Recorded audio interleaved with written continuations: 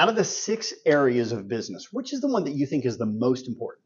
It's actually secret option number 7. It's the one that makes all the first 6 work better.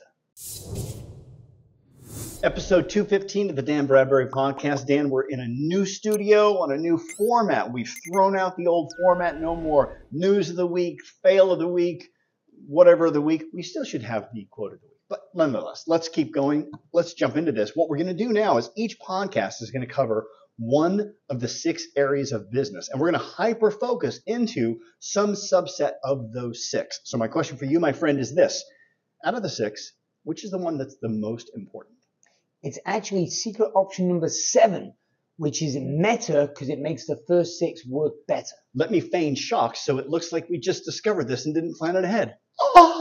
Really? Let's go into it. Out of the meta, by the way, there's several categories in meta, right? You've got like focus and determination, motivation, mergers and acquisitions, employee morale, and a big one that we talk about all the time is mentorship. So let's dig into mentorship as a meta of the 6. Look, I don't care whether you want to call it a mentor, a coach, a guide. Consultant. Right. Yeah. It's just important that you have one because it gives you a different perspective. It does so much, right? It's not emotive. Yeah. It's people that can spot your own flaws, you know. Tell you when you're being an idiot. Right. Like, as a mentor of mine says, it's like you can't see your own swing. Yeah. That's why like sports coaches, like Tiger Woods has a golf coach, right? It's because he can't see himself swing, and so he's able to put in those micro adjustments to make all the difference. You know what's interesting, by the way? If you look at all the most successful entrepreneurs out there, the ones that we idolize, rarely do they talk about this, but all of them have several mentors that guide them, give them insights, give them distinctions. We've both experienced that. I consider you one of my mentors. I can't believe I've actually said that on your podcast. I know. I'm kind of going to regret that. I'm sure that'll come back and haunt me. But I really do think of you as one of my mentors. In many respects, you know a fuck ton more about business finance that I do. And I like to think that maybe I can mentor you a little bit on business pitching and presentation. So it kind of goes in different directions. I think the key thing here is, it doesn't matter what you call it, mentor, coach, advisor, consultant, you got to have one. Right, 100%. Or more than one. Yeah. I'm in favor of multiple perspectives. If you're the smartest person in the room, you're in the wrong room, right? Yeah. That's something Jay Abraham told me when he was a mentor of mine. Yeah. Okay, but when it boils down to it, I don't think most people see the real power of a mentor and what they bring to the table. And I can chunk it down to 3 major categories. Let's cover those 3, and then I'm going to share with you a foolproof way on how to get world-class mentors. Nice. Well, the first way is to clarify your thinking, right? So like the most common thing I'll hear from my private consulting clients after a session is, oh, well, that's really clarified the situation for me, right? Because what happens is, as business owners, we have problems, we get stuck, we can't see a way forward. And a mentor can see the situation from the outside for what it is, right? You know, the old saying, you can't see the wood for the trees. Right. But someone from the outside can see, hey, look, this is how you solve that problem. It's obvious or more obvious from the right mentor when you're not in it. Mm-hmm. So that's why you need outside perspective. Or the other way clarifying your thinking is helpful is sometimes we have confirmation bias. Like entrepreneurs, we're used to knocking down doors, which is advantageous because we can overcome obstacles. But the double edge of that is it means we get confirmation bias. We become convinced that we're right. Yes. And if you've got the worst traps. Right. And then we just carry on running, you know, what's the cliche, running enthusiastically in the wrong direction. Yeah. Right. And there's fewer things stupid than that. So a decent mentor can help you see things clearly. And all of a sudden you have a realization. Give me an example of somewhere where you were helping somebody and they thought they were clear until they spoke with you, and then they got like uber clear. Right. So I was doing a sanity session, so a first session for a new client, and we were talking about his core business. So I found a few little tweaks, but nothing major. And I like to find the big breakthroughs. And then all of a sudden, he told me why he was trying to grow the profit of this business, what it was for. He was trying to have his core operation make money to go into property investment. Mm-hmm. Sounds good on the surface. Right, on the surface, it's a great idea. But as soon as he told me about how he was doing it, I said, give me a summary. What have you done so far?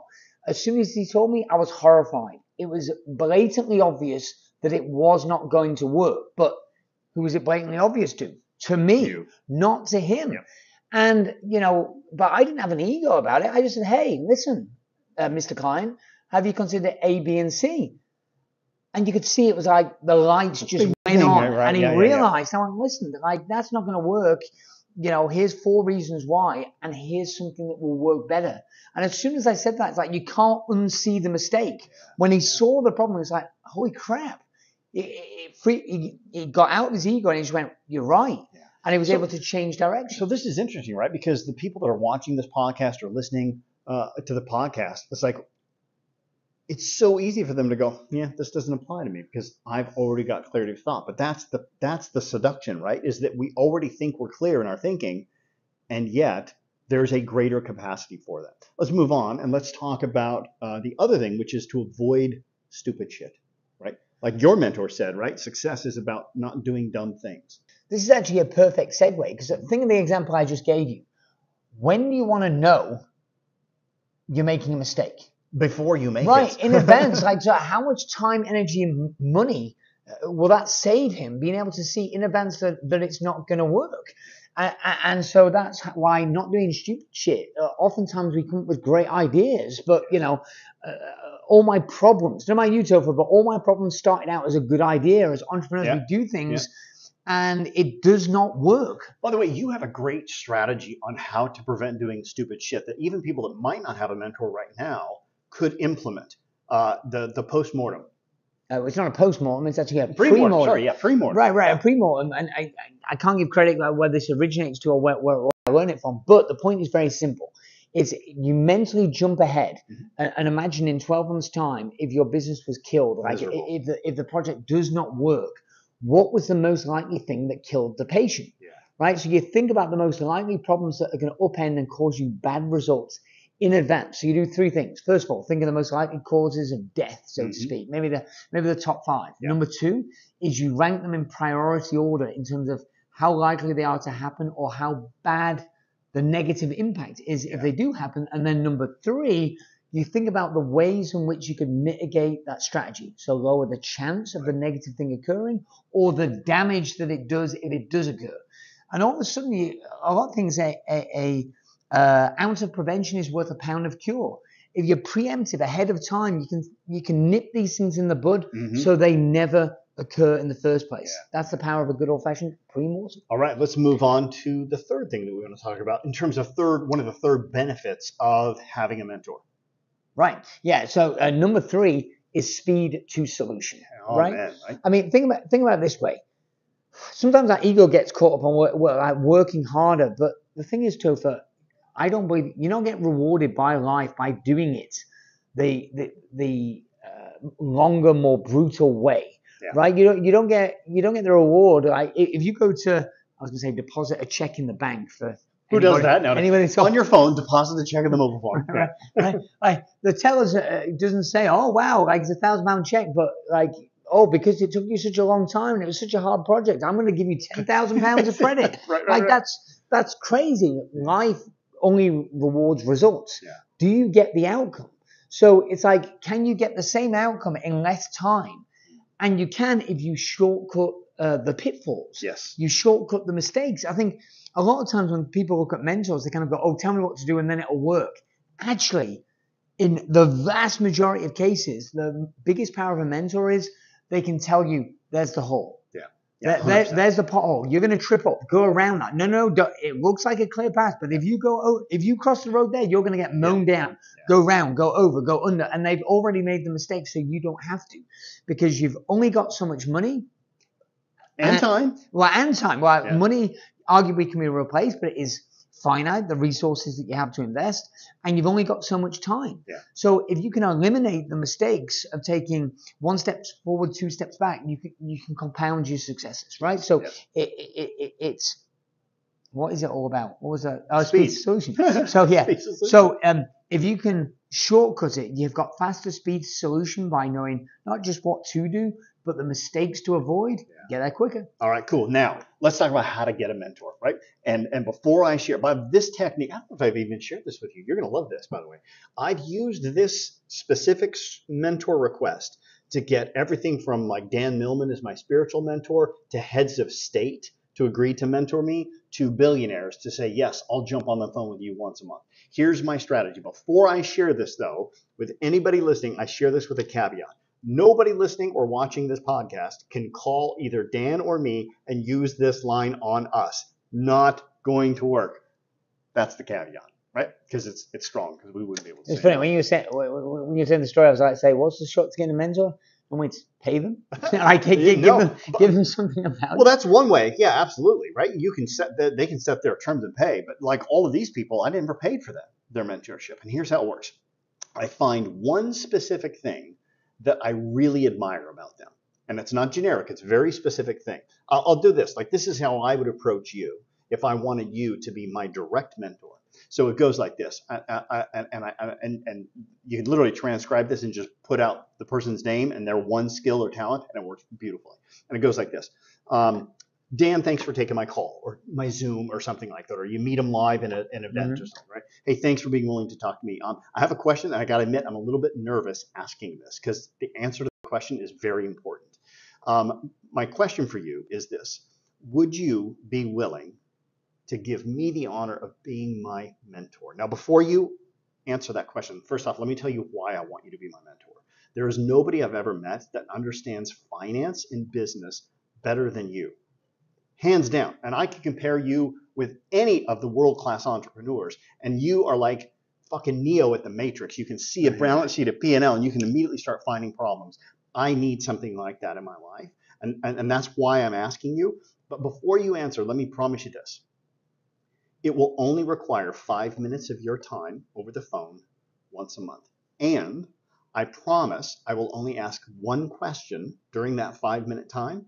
And I promise never to call you the following month until I can report to you how I have incorporated the feedback and advice you gave me in the previous call. This way, you know your breath is not being wasted on deaf ears. I'm always doing what you say. So it might go 2, 3, 4, 5 months before I can call you back to say, here's how I've incorporated your feedback. But I promise you, every phone call will start with the results, and then I'll ask you one question, and I will ask no more than 5 minutes of your time, knowing that it'll only take 5 minutes of your time. And I will always incorporate your feedback, or I forfeit the right to call you back. Would you be my mentor? Yeah, it's nice. Strong, huh? Yeah, no, it's a nice script. I like it because I suppose a way of thinking about this, Topher, would be to say, what are the mistakes people take when they're finding mentors? Yeah. And actually, that script's nice because what a lot of people do is, first of all, the big mistake is they don't ask. Yep. They don't look, so they don't even try. And I've, not using that script, but similarly had some very impressive people that have helped me, give me advice, etc. Sometimes paid, sometimes at no cost, because I've been willing to ask. Yeah. But I don't know what the but is. Yeah. Definitely well, let me share with you this, by the way. We didn't talk about how do they respond. You make your living by mentoring people. Right. So if I came up to you and I asked you for 5 minutes a day, I've essentially said, will you give me your services for free? What would be the appropriate response for you? Knowing that I just said, I will not call you back until I've incorporated the fit of feedback. Your first feedback to me should be, I will be honored to mentor you, and it'll start right now. The first thing is you need to realize that my time isn't free.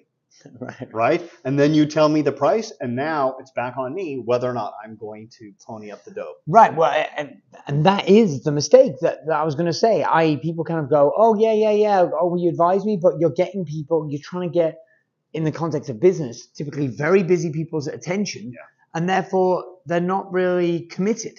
So actually paying for it, as trite as that is like, like getting their attention or providing something of significant value so that they're not doing it off the cuff, like squeezing in a 5-minute phone call because they had an obligation or felt an obligation to do so, but actually they're committed and you're getting their brain power. Yeah. All right, let's do this. Let's move on to one last thing before we wrap up, which is where do you find those mentors? Because I can think of one specific place in Warwick that is a great place for people to find advisors, coaches, mentors, consultants in a wide variety of different areas, and that's at your CEO Mastermind.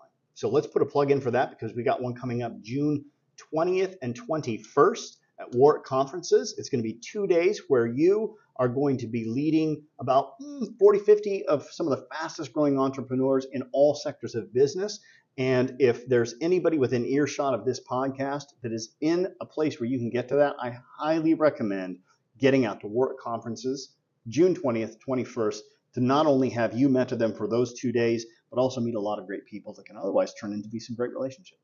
Right. Yeah, I love it. I mean, look, I was going to say two items. One that's high speed and low cost, and one which is longer speed, higher cost, but significantly more value. The former, best form of mentors or where you can get the widest range is books. Yeah, right. As in, if you can read from all these people living and people that have died, they've documented it. The most successful people on the planet, they've got biographies, autobiographies, and you can read all this stuff. I mean, that's why I got obsessed with speed reading, so I could consume more strategies, ideas, etc. Like all the biggest, best entrepreneurs, right? Often previously in the podcast on Book of the Week. I've said this all the time to people. I say the reason, because the one thing when I brag about you to people, they look at you and they go, he looks like a kid. He's too young. I'm like, well, yeah, he still is young. I go, but he was the third fastest reader in the world, and he's read probably more books in the last 2 years on business than you and I have read combined in our whole lifetimes. And I know that that's true.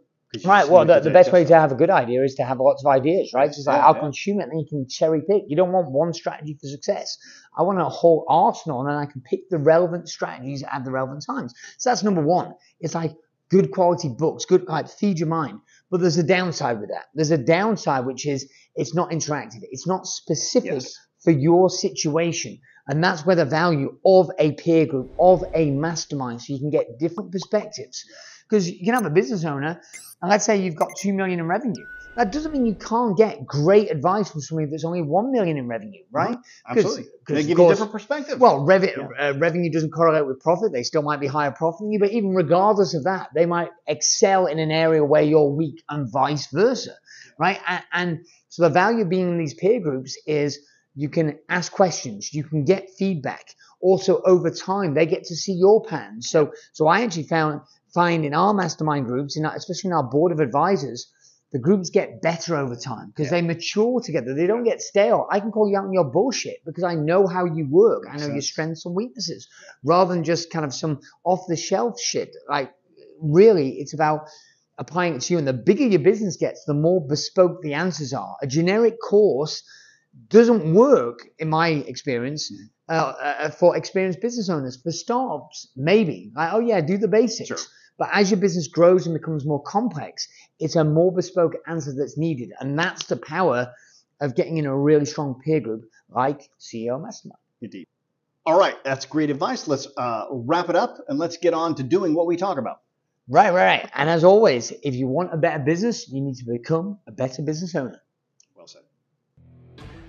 I hope you enjoyed that episode. 3 things you need to do now. Number 1, make sure you subscribe to this podcast so you do not miss an episode. Also, get on over to Amazon to get a copy of my latest book, Turnover is Vanity, Profit is Sanity, 9.5 steps to improving your profits and cash flow.